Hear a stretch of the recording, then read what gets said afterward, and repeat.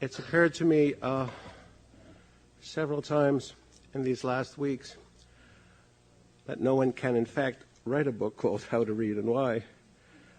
Since I seem to have done so, I suppose I ought to not so much offer an apologia for it, but a kind of brief description of what I think the book attempts to do, and only, of course, by way of sample. I don't think I've actually counted up how many individual short stories, poems, novels, plays are discussed in the course of the work, but I suppose they must be 60-odd or so. They're only a sampler. They have been chosen partly, I suppose, willfully, partly out of intense affection on my own part. Also because I think in their different ways they do illustrate how and why one ought to read. So what I think I will do in the time that I have, I think I will read the very close of the prologue and then take one short story writer, in this case Flannery O'Connor, and read what I've had to say about her. Then look at 3 sonnets by Shakespeare and conclude with an account of the remarkable novel by the late Ralph Ellison, Invisible Man. So I begin with the conclusion of the prologue to this book, which is simply called Why Read. I've just quoted Dr. Samuel Johnson, what I think is my favorite passage in his preface to Shakespeare. And this is Johnson. This, therefore, is the praise of Shakespeare, that his drama is the mirror of life, that he who has mazed his imagination in following the phantoms which other writers raise up before him may here be cured of his delirious ecstasies by reading human sentiments in human language, by scenes from which a hermit may estimate the transactions of the world and a confessor predict the progress of the passions. And that ends the quotation from Johnson. To read human sentiments in human language, you must be able to read humanly with all of you. You are more than an ideology, whatever your convictions, and Shakespeare speaks to as much of you as you can bring to him. That is to say, Shakespeare reads you more fully than you can read him, even after you have cleared your mind of cant. No writer before or since Shakespeare has had anything like his control of perspectivism, which outleaps any contextualizations we impose upon the plays. Johnson, admirably perceiving this, urges us to allow Shakespeare to cure us of our delirious ecstasies. Marvelous phrase. Let me extend Johnson by also urging us to recognize the phantoms that the deep reading of Shakespeare will exorcise. One such phantom is the death of the author. Another is the assertion that the self is a fiction. Yet another is the opinion that literary and dramatic characters are so many marks upon a page. A fourth phantom, and I think the most pernicious, is that language does the thinking for us. Still, my love for Johnson and for reading turns me at last away from polemic and toward a celebration of the many solitary readers I keep encountering, whether in the classroom or in messages I receive.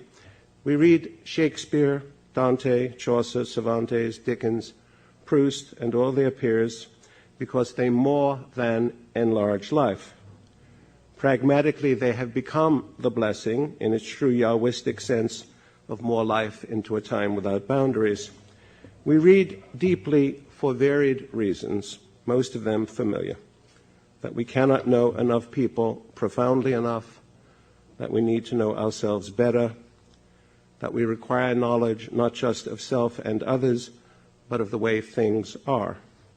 Yet the strongest, most authentic motive for deep reading of the now much abused traditional canon is the search for a difficult pleasure. There is a reader's sublime, and it seems the only secular transcendence we can ever attain, except for the even more precarious transcendence we call falling in love. I urge you to find what truly comes near to you that can be used for weighing and for considering.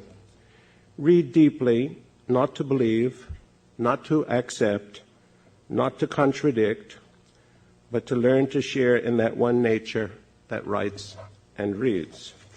And I'll turn now in the short story section to the part on that remarkable writer, Flannery O'Connor. D.H. Lawrence, a superb writer of short stories, gave the reader a permanent wisdom in one brief remark: trust the tale, not the teller. That seems to me an essential principle in reading the stories of Flannery O'Connor, who may have been the most original tale teller among Americans since Hemingway.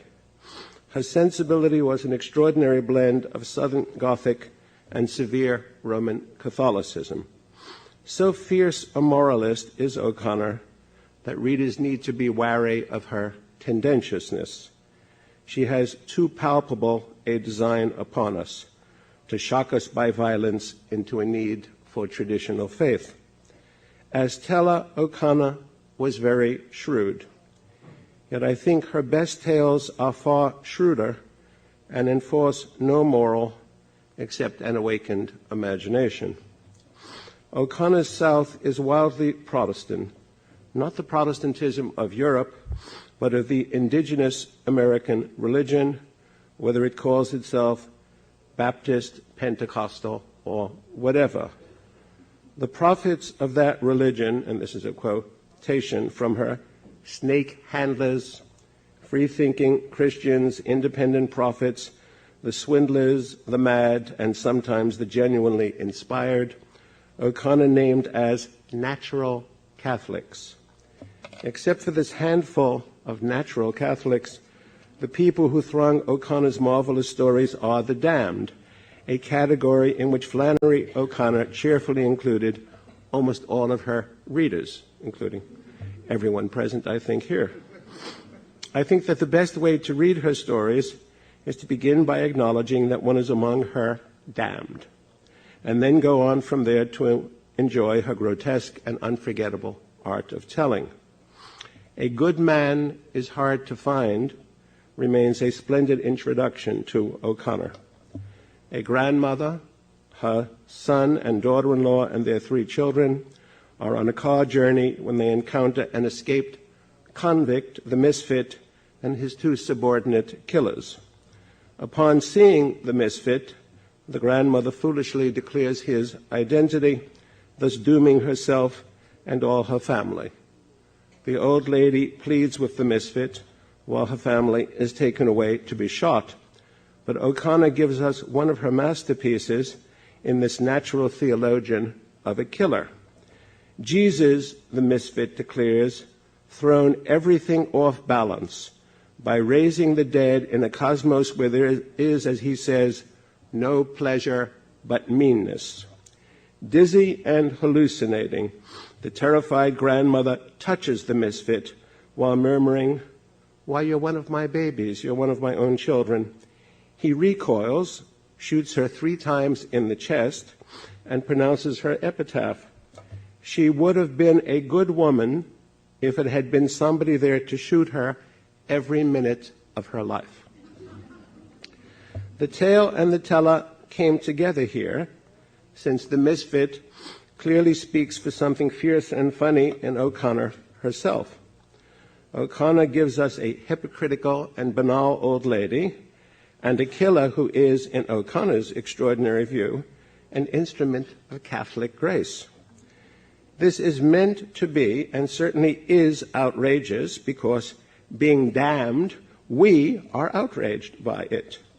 We would be good, O'Connor thinks, if someone were there to shoot us every minute of our lives. Why do we not resent O'Connor's palpable designs upon us? Her comic genius is certainly part of the answer. Someone who can entertain us so profoundly can damn us pretty much as she chooses. In her Good Country People, another story, we meet the unfortunate Joy Hopewell, who possesses both a PhD in philosophy and a wooden leg, and the fancy first name Holga, which she has given herself. A brash young Bible salesman with the improbably phallic name of Manly Pointer divests Holger of her wooden leg in a haystack, and then he runs off with it. Holger accurately knows herself as of the damned, is she not a philosopher? And we can draw what moral we will from her cruelly hilarious fate. Shall we say of her, she would have been a good woman if it had been somebody there to seduce her and run off with her wooden leg every minute of her life? O'Connor would have disdained my skepticism, and I am aware that my parody is defensive. But her early stories, though lively, are not her greatest. That comes in such later work as A View of the Woods and Park is Back, and in her second novel, The Violent Bear It Away. A View of the Woods is a sublimely ugly story, featuring the 79-year-old Mr. Fortune and his 9-year-old granddaughter, Mary Fortune Pitts. Both are dreadful. Selfish, stubborn, mean, sullen monuments of pride. At the story's end, a nasty fight between the two closes with the grandfather killing the little girl, having throttled her and smashed her head upon a rock. In his excitement and exhaustion, Mr. Fortune has a final view of the woods during a fatal heart attack. This is all grimly impressive, but how should we interpret it? O'Connor remarked that Mary Fortune Pitts was saved and Mr. Fortune damned, but she could not explain why, since they are equally abominable persons, and the death struggle might have gone either way.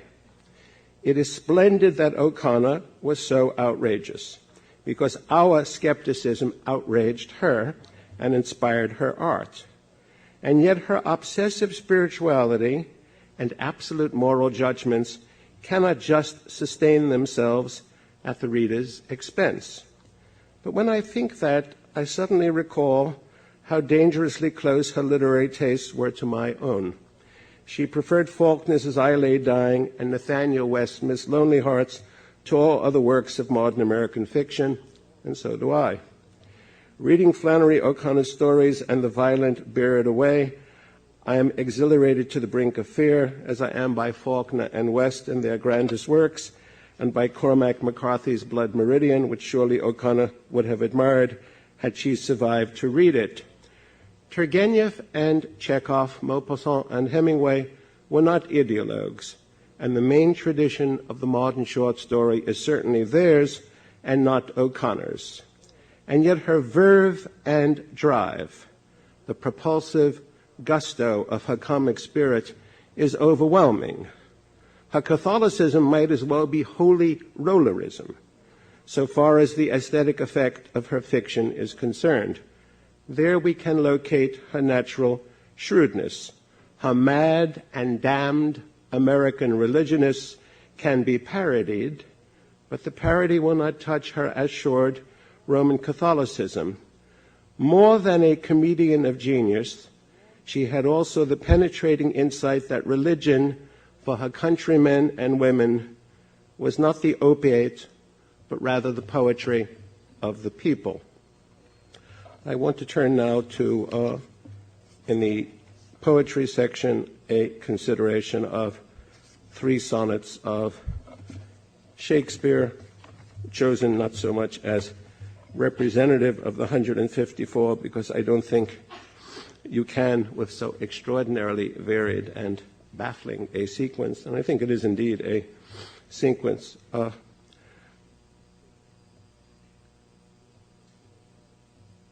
Since Shakespeare was, as Borges once said, everyone and no one, we can say of the sonnets that they are, at once, autobiographical and universal, personal and impersonal, ironical and passionate, bisexual and heterosexual, wounded and integral.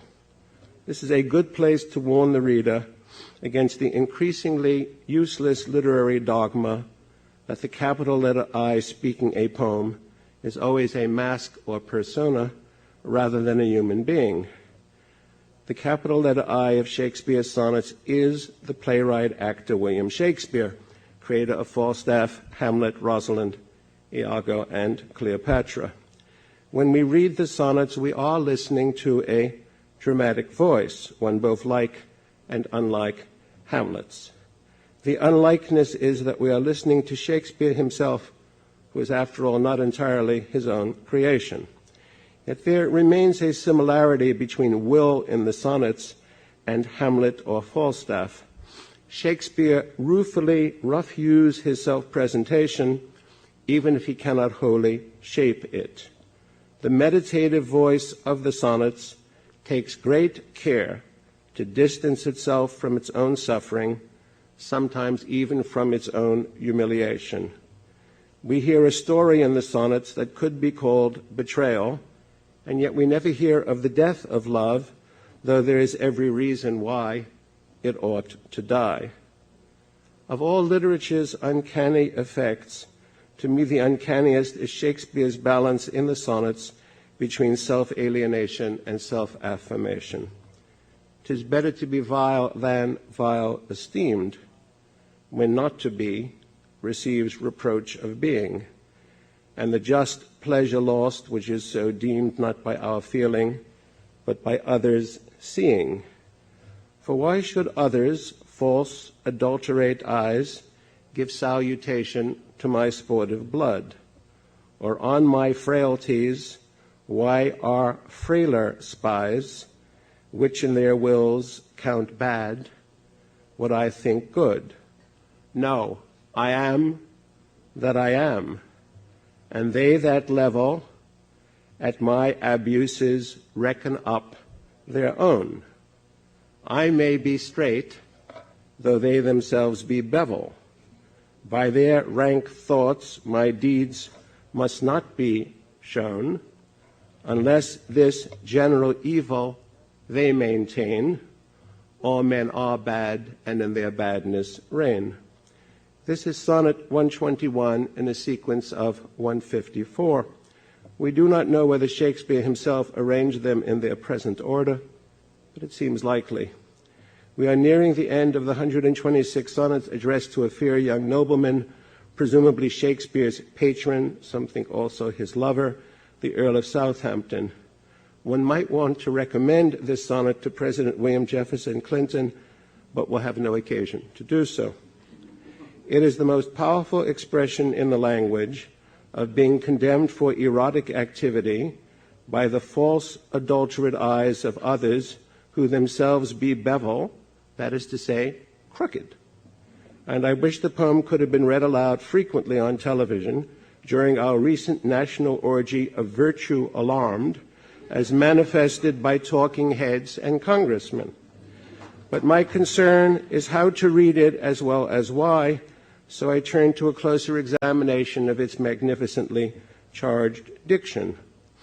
By vile, Shakespeare may intend a state of moral baseness, yet the word, as he knew, had in it the notion of being cheap, of low value or price, and so there must be an overtone of social inferiority as well. Part of the complexity of the opening quatrain turns upon which is so deemed. Is the reference to vile or to the just pleasure? Shakespeare deliberately allows this to be ambiguous, and so we must read it both ways.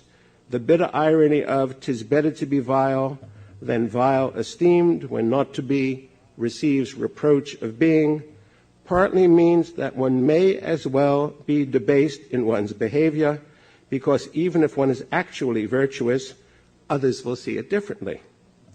They will deem one vile, which will end the pleasure one's love ought to give. Yet the other reading is more interesting because even more ironically bitter. Just pleasure can be deemed such by observers, but that will be their judgment and not Shakespeare's, who knows that his love is chaste. Nothing in the remaining 10 lines of Sonnet 121 will resolve this ambiguity.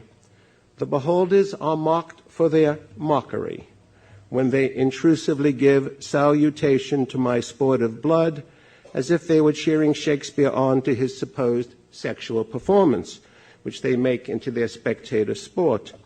More advanced in their frailties than those they salute in Shakespeare, they are palpably guilty of ill will, whether they are counting as bad an innocent relationship or moralizing against an actual liaison. Again, Shakespeare does not tell us exactly what he wants us to believe. Instead, he startles us with an extraordinary declaration: "Know I am that I am." Shakespeare, and his readers then and now, could not miss the allusion to Exodus chapter 3, verse 14, where Moses requests Yahweh's name, and Yahweh replies, "I am that I am."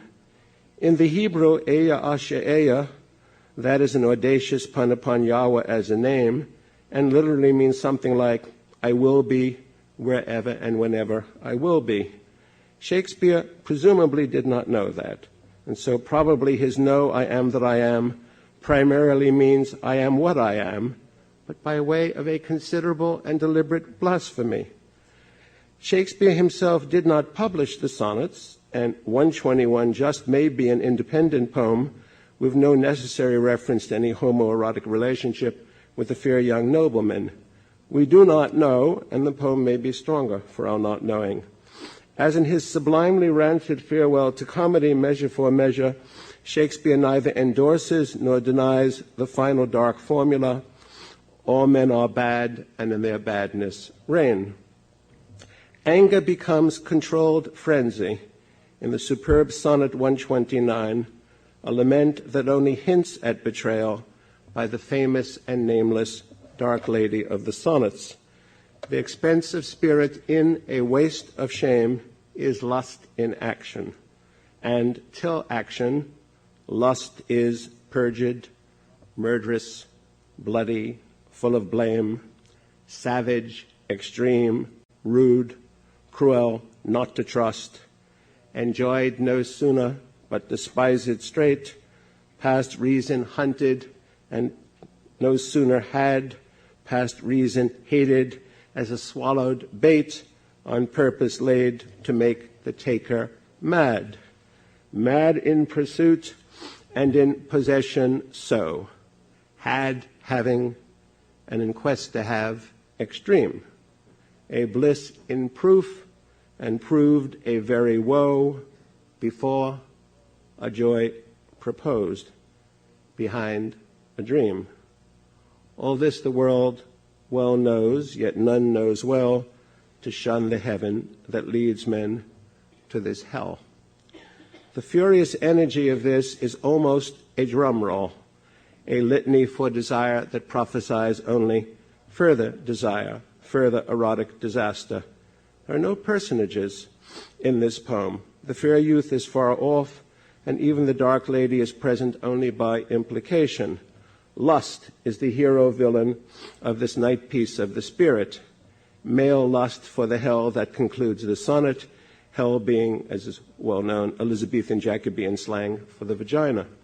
The ancient commonplace of sadness after coition achieves its apotheosis in Sonnet 129, but at much more than the expense of spirit. So impacted is this sonnet's language that it evades its apparent adherence to the Renaissance belief that every single sexual act shortens a male's life. The reader may hear in Sonnet 129 an intimation of venereal disease in that hell, foreshadowing a Shakespearean preoccupation in many of the plays, Troilus and Cressida and Timon of Athens in particular. That seems the final burden also of the more than ironic Sonnet 144. Two loves I have, of comfort and despair, which like two spirits do suggest me still. The better angel is a man right fair, the worser spirit a woman colored ill. To win me soon to hell, my female evil tempteth my better angel from my side, and would corrupt my saint to be a devil wooing his purity with her foul pride. And whether that my angel be turned fiend, suspect I may, yet not directly tell. But being both from me, both to each friend, I guess one angel in another's hell. Yet this shall I ne'er know, but live in doubt, till my bad angel fire my good one out. Suggest me still means something like tempt me perpetually. The fair young better angel is clearly not renowned for his purity, and the devil in hell is vernacular for copulation. Guess is laconic, as no guess is involved, while till my bad angel fire my good one out refers less to the end of that affair than to the bestowal of syphilis upon the youth by the dark lady, with an implication that Shakespeare may already have received that gift from her. Why read Sonnet 144? Shakespeare's ironies and lyric genius certainly give the reader more pleasure in scores of the other sonnets, but the subdued yet terrifying pathos of this poem is a unique aesthetic value, troublingly memorable and all but universal in its suggestiveness. The sonnets are a particular element in Shakespeare's awesome achievement. It is appropriate that the central Western writer, inventor of the human, as we continue to know it, should also be the most piercing lyric and meditative poet in the English language. I do not believe that we necessarily come to know the inner or innermost Shakespeare in the sonnets, where he seems to veil himself quite as enigmatically as he does in the plays. Walt Whitman presents us with three metaphors of his own being: myself, my soul, the real me, or me, myself. There are nearly as many metaphors of Shakespeare's being in the sonnets as there are sonnets. Somehow Shakespeare contrives to make all of these images of self persuasive yet tentative. His questioning tribute to the fair young nobleman at the start of Sonnet 53 should better be asked of Shakespeare himself. What is your substance? Whereof are you made, that millions of strange shadows on you tend? And I want to turn finally to the, I think, most extraordinary American novel of recent years, though there have been some extraordinary rivals, the late Ralph Ellison's Invisible Man. It seems reasonable to judge that the greatest aesthetic achievement of African Americans is the work of the major masters of jazz, Louis Armstrong, Charlie Parker, Bud Powell, and others. But then jazz is the only indigenous American art. African American writers, despite critical confusions among some of their politicized academic cheerleaders, were in no position to found an original literary art.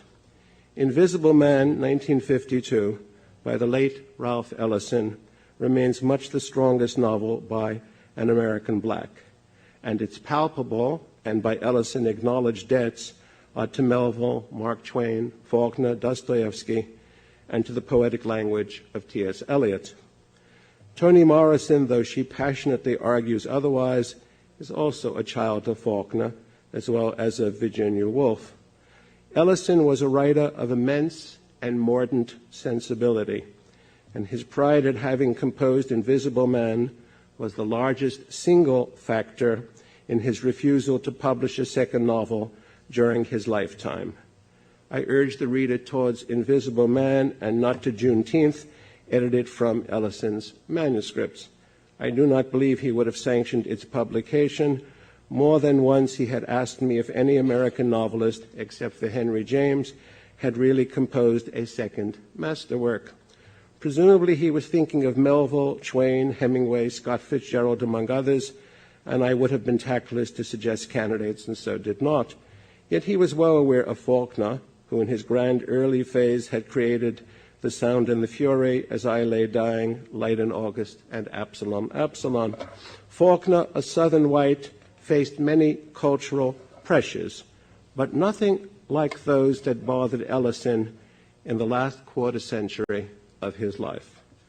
Feminist critics, Marxists, and African American nationalists complained of Ellison's insistence at setting art above ideology. Refusing all polemic, the novelist partly withdrew into his massive dignity. There are essays galore, he commented upon some of them to me with ironical dismissal, that chide Ellison and his narrator protagonist Invisible Man for not embracing the true political faith. Though Ellison, as the reader will see for herself, ends with an ambiguity tinged with hope, the typical condemnation is that Invisible Man will never come up from underground because he lacks the black mother, black muse, or Marxist wiliness that could propel him back to society. Ellison wrote his own novel, and we do best to learn how to read it and why. Another age will come with other cultural politics, while Invisible Man will retain the American and universal imaginative vitality with which Ralph Waldo Ellison, to give him his full actual name, endowed it. He was quite proud of that being his full name. At Invisible Man's conclusion, the narrator again invokes Louis Armstrong, who throughout has been his chosen precursor, indeed his spiritual guide, Virgil to his Dante. And I quote from this, "And there's still a conflict within me. With Louis Armstrong, one half of me says, open the window and let the foul air out, while the other says it was good, green corn before the harvest." In the prologue, Invisible Man listens to Armstrong playing and singing, "What did I do to be so black and blue?" And he reflects, perhaps I like Louis Armstrong because he's made poetry of being invisible. Ellison, a deep student of Armstrong's work, understood that jazz changed from a music of the folk to a high art of innovation because of Armstrong. In some sense, Ellison himself transformed Charles Chestnut and Richard Wright, rather as Armstrong transcended his precursors in jazz, a movement from folklore to what we now call high modernism. Invisible Man is a historical novel because most of it takes place in the 1920s and 1930s, when the United States was hardly less racist a society than it had been in the 1870s and 1880s. Though we need not congratulate ourselves that much of what goes on in Ellison's novel could not happen now, it can and does, public attitudes have altered to some degree, and the law, at least, is different. The book's brotherhood, the Communist Party, scarcely exists, and the remarkable Ras the Exhorter has been replaced by the more mundane Reverend Al Sharpton. The even more remarkable Reinhardt, Reverend and Drug Runner, has a host of contemporary equivalents, but here nature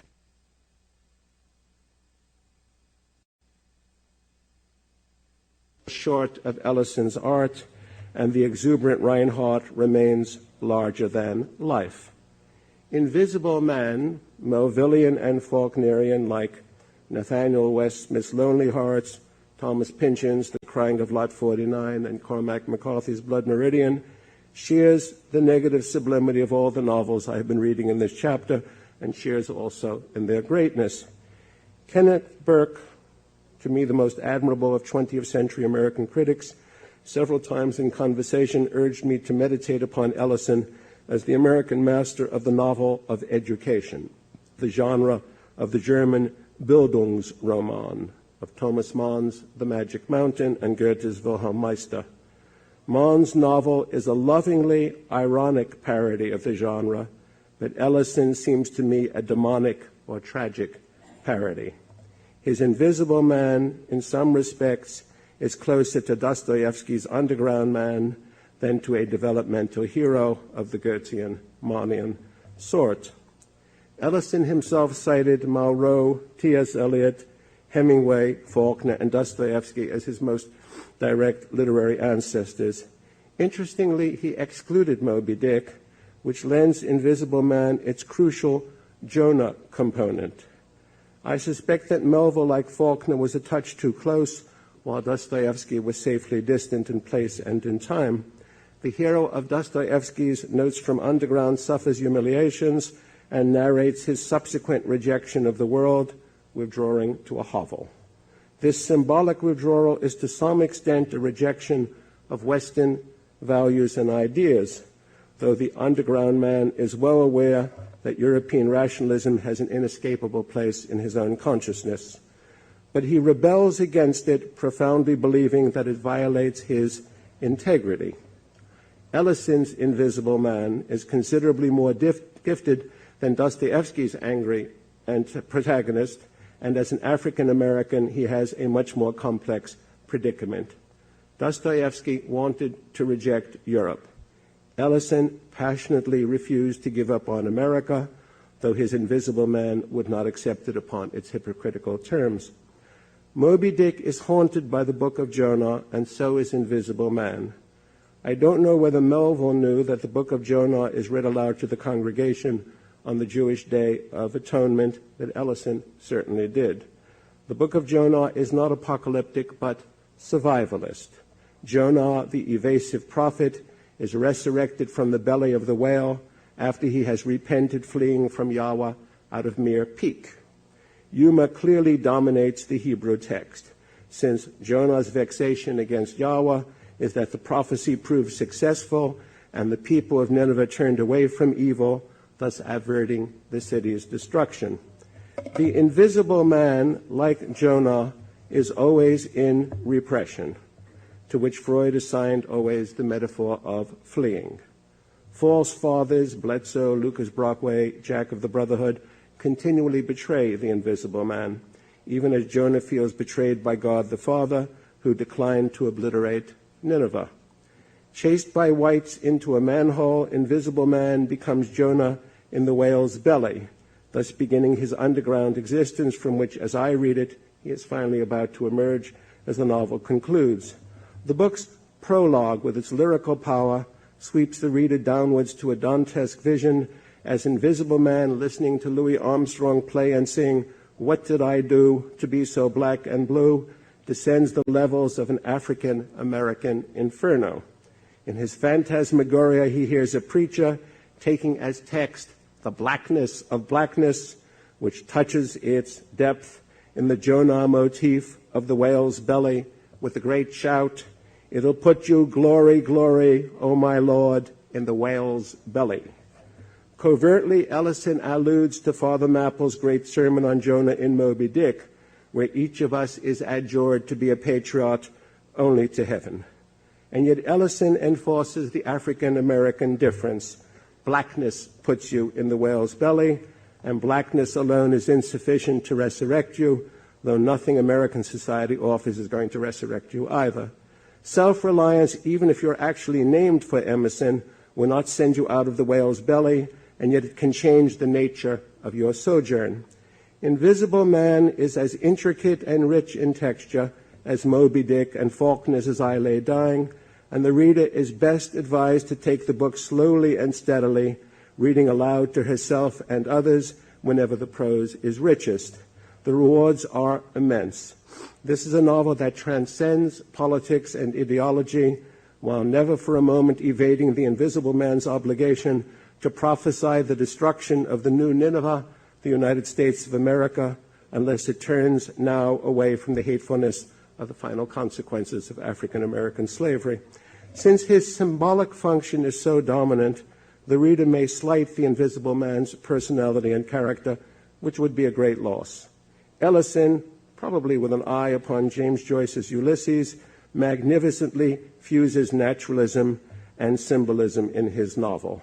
Though necessarily nameless, Invisible Man's personality renders any name redundant. We hear his voice incessantly, ironic, eloquent, jazz-influenced, sometimes furious with outrage, yet always open to a vision that others yet might match his own humane sensibility. Perhaps he is the black Ulysses, on the implicit model of Joyce's Poldy, who abhors all violence and hatred. Far more of an outsider even than Poldy in Dublin, the Invisible Man to survive answers violence with violence and hatred with fierce irony. A surrogate for Ellison himself, invisible man's cultural aesthetic is jazz. Ellison, with profound insight into jazz, defined it as a perpetual contest, as he put it, a cutting, in which each innovator transcends his forerunners while ironically incorporating them.